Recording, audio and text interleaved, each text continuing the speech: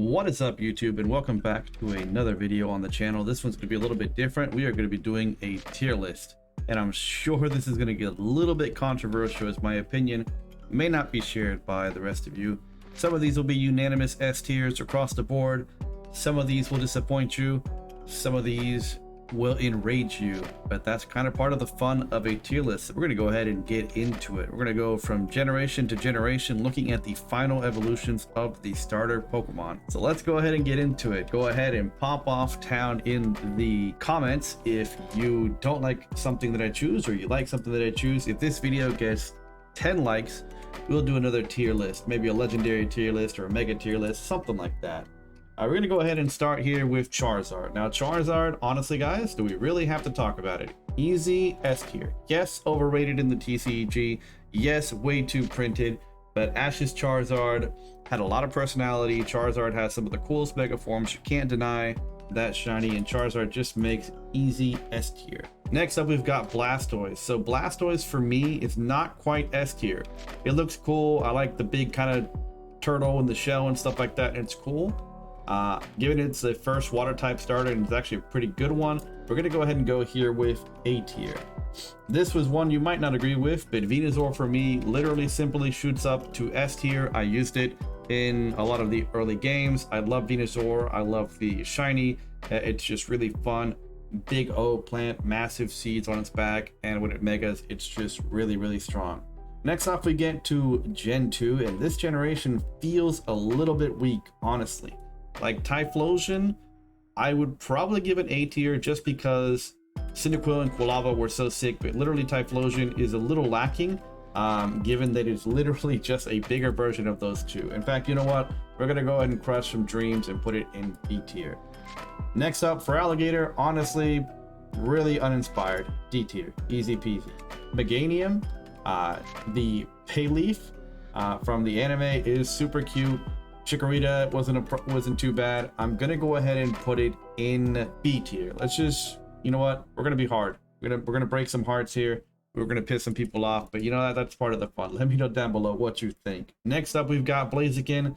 Now I know a lot of you will hate me if I don't put this in S tier, and a lot of you will hate me if I put it in S tier. You know what? We're gonna go ahead and put Blaziken in S tier. Overpowered in PvP when it's been used. Its mega is insane. I don't like Combuskin at all. Torchic is super cute, but I absolutely hate Combuskin. However, how powerful Blaziken can be, and it being the first firefighting type Pokemon, will get it this placement. None of the other ones will get up there, so don't hate me. Swampert. For me, Swampert is A tier. It is definitely very good. Its typing is amazing. It does have quad weakness to grass, but Swampert is super sick, and the Mega Swampert is pretty powerful. I don't think it's quite A tier for me or S tier for me as far as water type Pokemon. It is very good. Sceptile from that generation probably goes right up there with Blaziken. Honestly, I love Sceptile. I love the design. I love the aesthetic, and it's just cool. It's mega, gets dragon typing. It is very fun and very cool. All right, now a generation that I found to be kind of weak, especially in the fire department. Honestly, Infernape, guys, I'm sorry. It's not the worst fire type Pokemon starter, and it's definitely not the best. I'm literally going to put this in C tier. Hate me down below. I know a lot of people like it. Next up, we've got Empoleon. Empoleon is going to be our first water type starter to make it up into the S tier. That water and steel typing, that aesthetic, the move set, it's just really cool. Let me know what you think down below. Next up, Torterra. It is no Venusaur.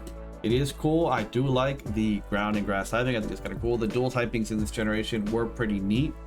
I'm gonna go ahead and put it in the B tier, just because, I mean, it's like a different version of Venusaur. Next up, we've got Ambar, guys. Seriously uninspired. Who actually likes this thing? D tier. Samurott. Okay, definitely better than for Alligator. Not as cool as Blastoise, not as cool as Empoleon. It is going to go into the B tier. Next up, we've got Superior, which is super cool looking. Is it Venusaur? No. Is it Sceptile? No. Is it A tier? Abso-freaking-lutely. Let me know what you think. All right, moving on to Gen 6. There's only one cool Pokemon from Gen 6 that I actually like. We're going to go ahead and look here at Delphox. Delphox is I like it more than Ambar.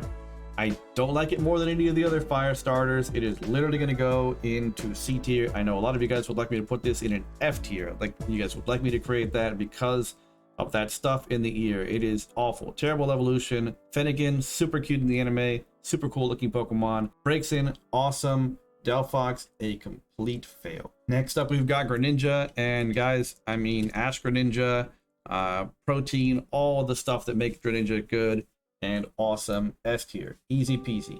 Next up, Chestnut. Let me tell you, Chestnut, it's okay. It's really, honestly, kind of boring to me. Little uninspired.